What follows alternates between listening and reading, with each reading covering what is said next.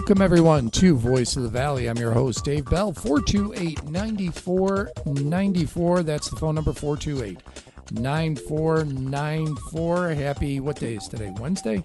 We'll call it Wednesday. I think it's Wednesday. I'm getting a nod. It's a Wednesday. Can I just say, before we begin, the fact that an ARP commercial was leading into me, I think that's my station owner giving me a message. I'm going to say, I am a member of AARP, by the way. I got a few years. Yeah, I joined, and I joined in a New York minute, as Don Henley would say, because I will take a discount anytime I can get one. So thank you, Little Red Card. I use you at Denny's all the time. That voice you hear, Jacob Laritzen, he is part of Carpe and Zen Productions. They are a film company here in the Gila Valley, makers of many, many movies, of which you've seen one, because only one has been released thus far, correct? Mm-hmm. So far. Yeah. But also the organizers of the second annual Gila Valley Film Festival that is going to take place April 20th, 21st, 22nd. That's right. Ooh, yep. I get fuzzy on dates. So that's next weekend, not this weekend. It's the weekend following, and it will take place at the Historic Safford Theater. Thank you so much for being here. Yeah, thanks for having me again. I appreciate it. My absolute pleasure. I love what you guys are doing. Unfortunately, Joseph couldn't be here. How dare he have a job and a life? Well, I asked him. He said, well, maybe I'll call in. So who knows? We'll see. As do you. You're teaching over at EA, right? Yep. I'm teaching English up there. So tell me about the Gila Valley Film Festival. I follow on social media. As we were talking before we went on the air, I got my lunch tickets. I have to get my film showing tickets, film exhibition tickets. Screenings, thank you. Yeah, I don't know what we call it. Yeah. I need to get those, but my wife is traveling, so I needed to know which days because I have to take her to the airport. So I think we've worked out that I get to see everything if I can. Barring news conflicts, this job tends to get in the way, unfortunately. Well, this is news. This is some news. Of it. Yeah, this show is technically news, which is why we discussed yesterday. I can have the marijuana retail shops and dispensaries on this show, but we cannot take their advertising because of the FCC. The FCC says no advertising because marijuana is still a federally prohibited substance, and the FCC, Federal Communications, we can't take their advertising. But by being news, I can have them on the show and talk about what they do, why they do, etc. Yeah, that makes sense. Yeah, it's a weird thing. It's like I'll take advantage of it. That's all I'll say. So tell me about the film festival. It looks like it's going to be even bigger than last year. Well, we have 3 days. Last year we were running 2 days, and we showed a lot of films. Now we're spreading it over 3 nights, and this is kind of how the Safford Theater really is going to be intended to be used. A lot of nighttime events, and last year we held everything inside. We're going to go out to the courtyard this year. They've been able to build at least the concrete stage is now in place. So we'll be outside in the courtyard. We'll have our big screen up and projection and big sound speakers, so everyone can kind of get a vibe for what the future completed theater is going to look like. And so, like you said, we're going to start on Thursday, April 20th, and that night is going to be international films. We're going to have a bunch of short films from 4 different countries. And then we're going to show 2 feature films. One is a documentary about a Portuguese artist. And so there's a Portuguese documentary.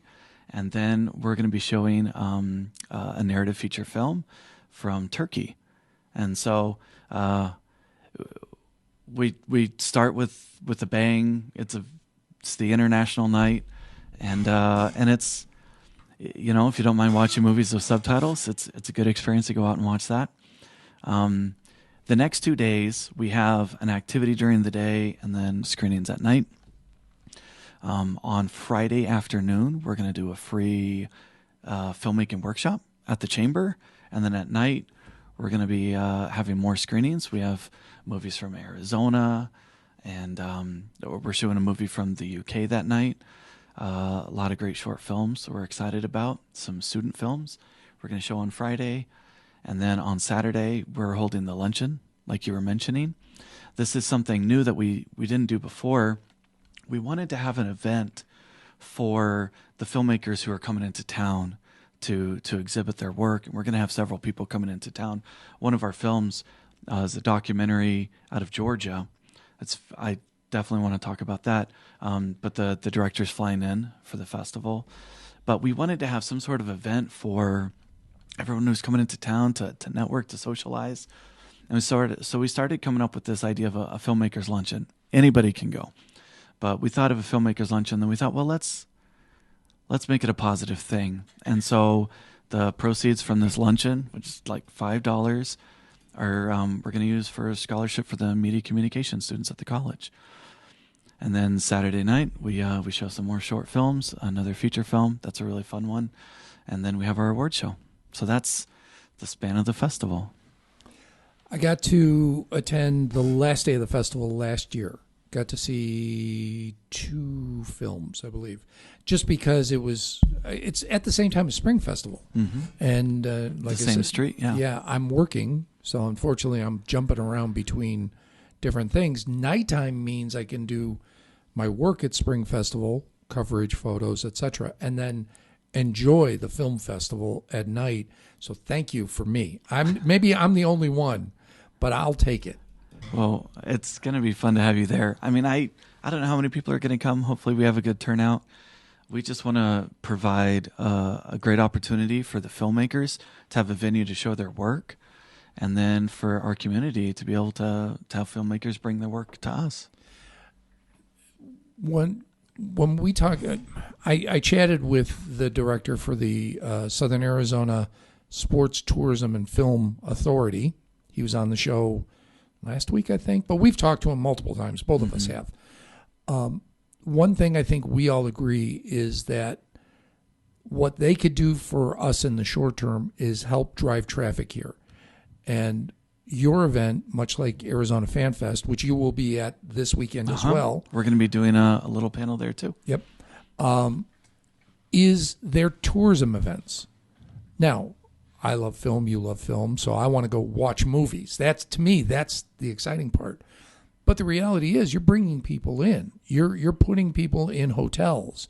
You're bringing people to our restaurants and buying gas here. Whether they stay a night, just come in, watch, and leave, or stay over, doesn't matter. You're bringing money into our community, and I think that's the kind of thing we need to encourage more of, because let's face it, we don't have a ton of infrastructure for the other stuff that authority does. Film is tourism as much as it is its own industry. Mm-hmm.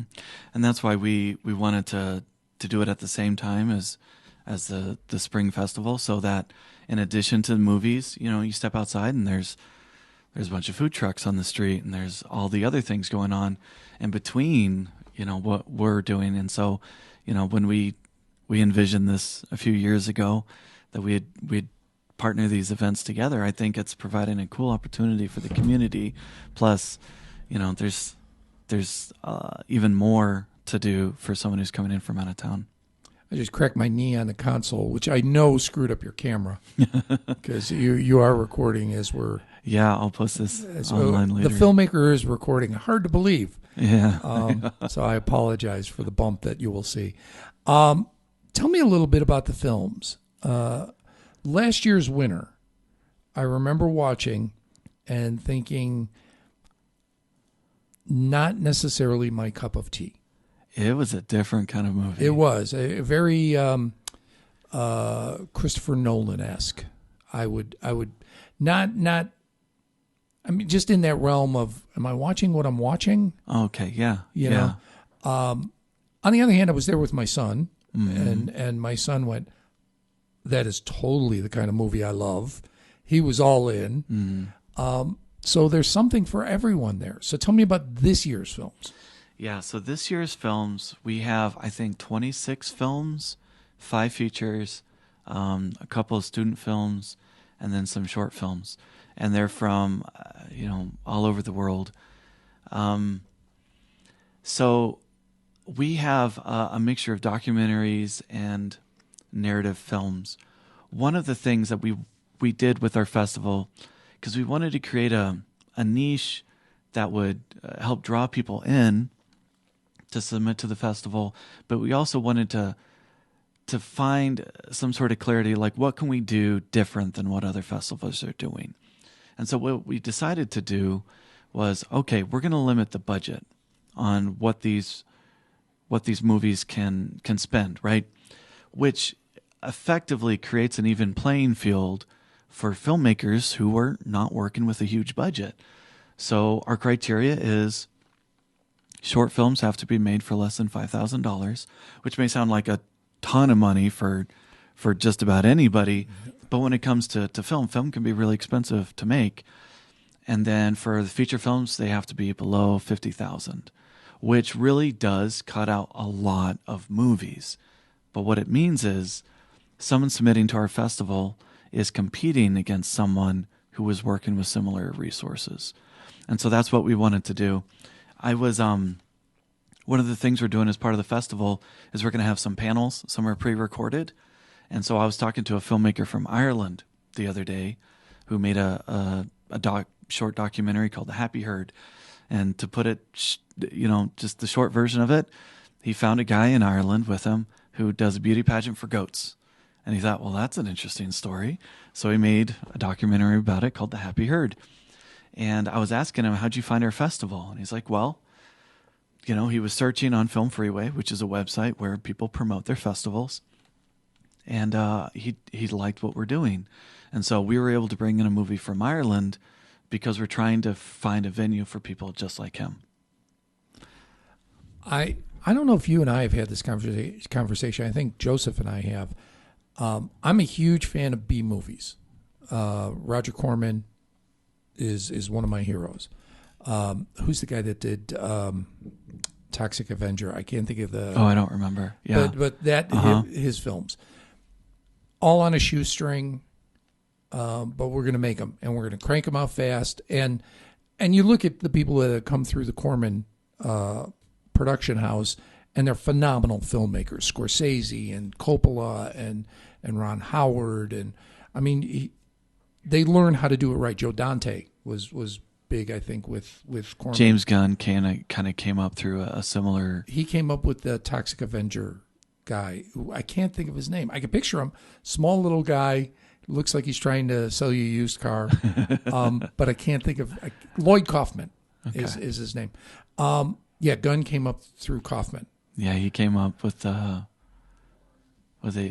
forget the name of their company. Yeah. But yeah, he started making those kind of like...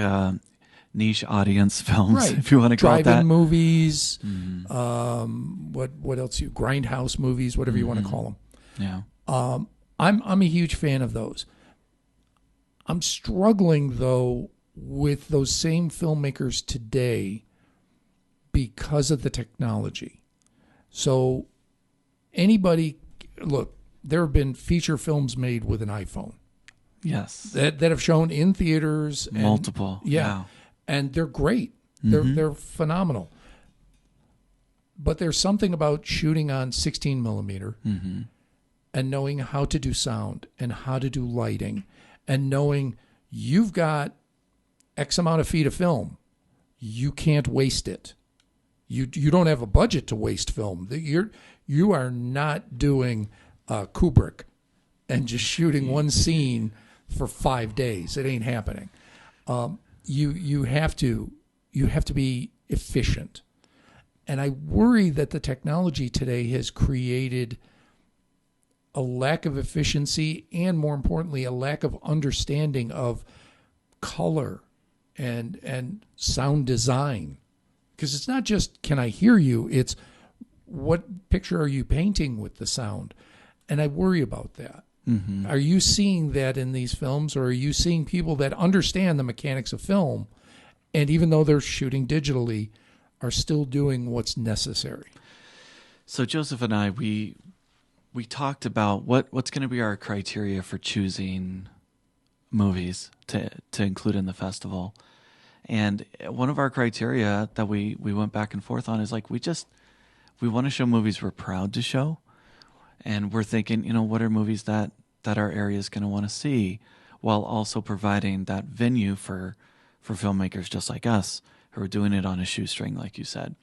And so, not every movie that we're showing is technically perfect, but they all have something really kind of cool going on, a cool idea. Maybe they're shot really well.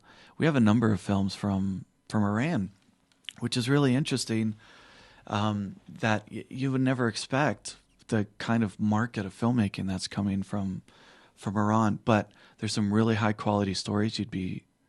They're kind of subversive to what you'd expect the culture to be, which is kind of interesting. There's a fantastic film called A Few Steps Further that we're going to be showing, and it's about a border guard on one side of a fence and an elderly gentleman who's a writer, who's just kind of farming with goats on the other side of the fence, and they kind of have this antagonism going on, but it's beautifully shot.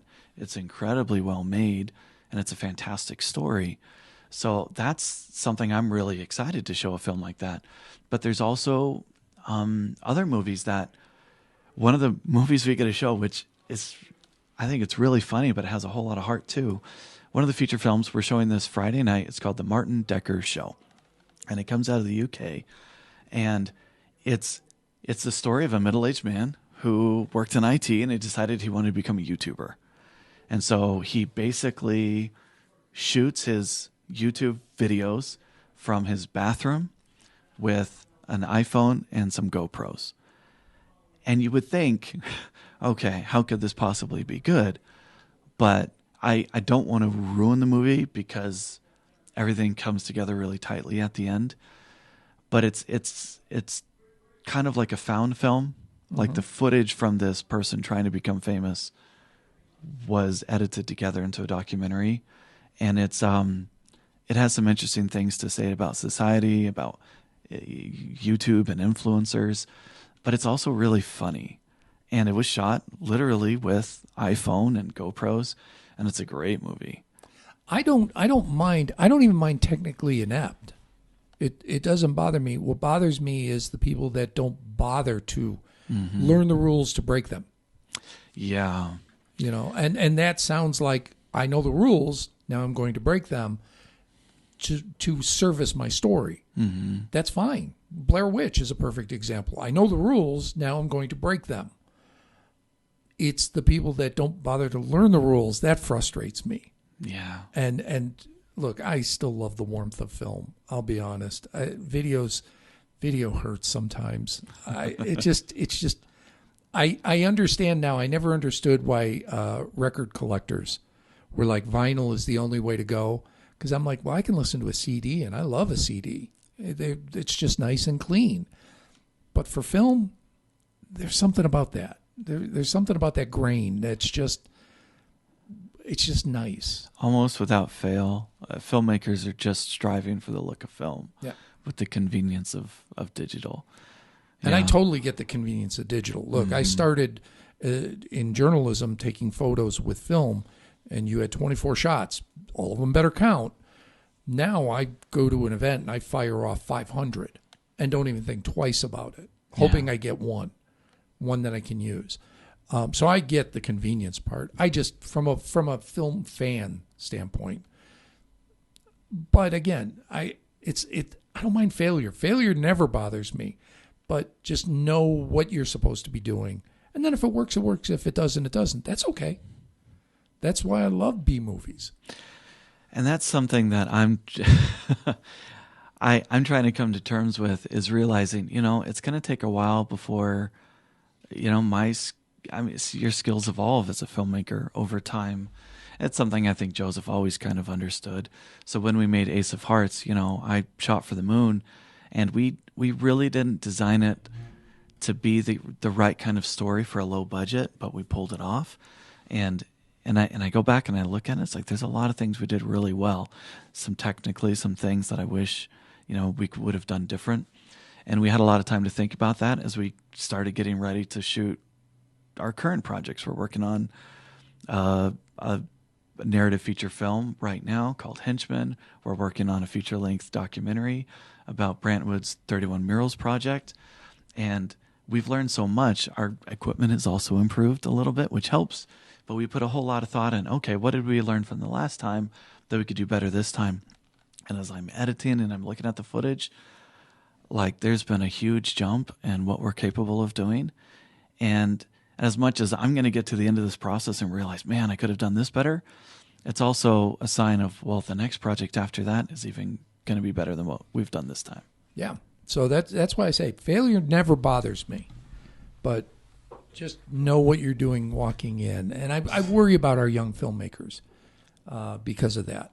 Because it's just so easy to pick up your phone and I'm going to make a movie. And you will. And you may even have a great story. But, boy, if you can't see it because you didn't light it, you know what I mean? 428-9494 if you have a question for Jacob. We are going to take a quick break. When we come back, more about the Gila Valley Film Festival next weekend after this.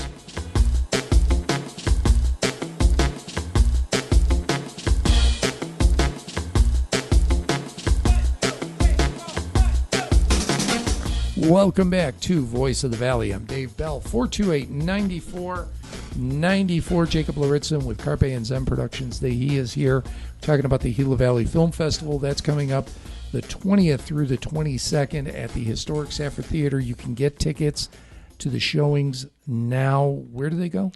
So you can go to Eventbrite. You know, if you're using the app, you just search Gila Valley Film Festival. It should pop up. But if you want to go directly there, gvff.eventbrite.com. I think you got links on your Facebook page and Instagram and all that stuff too. Yeah. So you can look it up there. I know I've shared it multiple times on the Arizona Fan Fest Facebook page. So the links are out there. And get your tickets now. We were talking during the break. Apparently we share a love of black and white. Oh, yes. I grew up watching Turner Classic Movies. There is just something about a well-shot black and white film that is just so impressive that I agree. Definitely the best movie of the 80s is Raging Bull, in my mind. It didn't have to be black and white. Definitely didn't need to. And it's just so beautiful and so stark, and I think the visuals just work so well to emphasize what Scorsese's doing. I'll say that it wasn't my favorite film, but the artist was just visually beautiful. That black and white. Yeah. Again, didn't need to be black and white, but they chose to do it. And for some reason, I've just started seeing clips from Wings, the very first Oscar winner. Oh. Silent film, 1937, something like that. And I'm always impressed by what the practical effects they could do, because there was no CGI then. But I'm looking at it visually, and I assume it's been restored. But my gosh, it's a gorgeous film, just a beautiful film. Whether you like the story or not, that part sometimes doesn't matter to me. How does it look? And it looks so impressive that if the story wasn't a 1930 story, you'd think, well, that's something from today. It's just so beautiful. So I'm with you. If I can see a black and white film, I will in a heartbeat. I love the stark contrast of film noir. That's one reason why when we did Ace of Hearts, I mean, it was a neo noir. It took all the stereotypes. There's the private investigator, the femme fatale, the good girl next door. All those things were intentionally baked into it, and then we stuck our protagonist in the middle of it. And he was the one that didn't really belong in the world, and so it was talking about that. But like I did make a black and white version of Ace of Hearts. I mean, we didn't release it, but I made a black and white version for me so I could see it. I'm curious, what did you think of it? Because in black and white? Yeah, because I'm remembering the film. It is up on the Roku channel right now, right? So you can see it on the Roku channel, on Tubi, through Amazon. You can stream it at all those places. Okay. And then you can order a copy of it other places online. Right. Yeah. I think Didn't the Chamber still have a couple of Blu-ray copies, I think? I don't think they have any right now. Oh, okay. We want to get it into Cotton and Copper. We've talked to them, but Okay. yeah. But I'm thinking back on it, and I remember the lighting on it, and I understood what you were doing with the lighting. You were doing noir lighting. You were definitely, that was the intent. I could see it. Mm-hmm. How did it work when you converted to black and white? Did it work better? In some cases, you can really see what it's trying to do. There's a couple of flashback sequences in I guess you can call them flashback sequences in the movie. And I had originally thought about doing them in black and white. What we ended up doing with color is we really muted the color. You desaturated it, yeah. We desaturated it and put it just a little bit green. It almost felt like black and white, but without taking 100% of the color out of it. And so that's what we chose to end up doing. But it was kind of fun. When we went and showed the movie at the Roxy Theater up in Holbrook. Holbrook for a week. And when we were testing out the equipment to try and get ready, we were playing the black and white version up on the big screen. So that was kind of fun to see. Very cool. Yeah. How many films do you have for the film festival? Do you have a total number? I think for the festival, it's 26 films. 5 of those are feature films. And feature is what, 90 minutes and longer? Or 60 and longer? According to the Academy, it's 45. Oh, wow. I think our it's surprising it's so low. But our shortest film is 1 hour and 5 minutes. Now we're going to our shortest feature is 1 hour and 5. We're going to go really deep into film theory. Is a mag 10 minutes or 20 minutes? I think it's like 12. Okay. So that's a reel of film. Right. So I'd always heard like the Three Stooges, they're 2-reelers. Oh, okay. That was the reference. They're short films, but they're 2-reelers, meaning 2 reels of film. Yeah.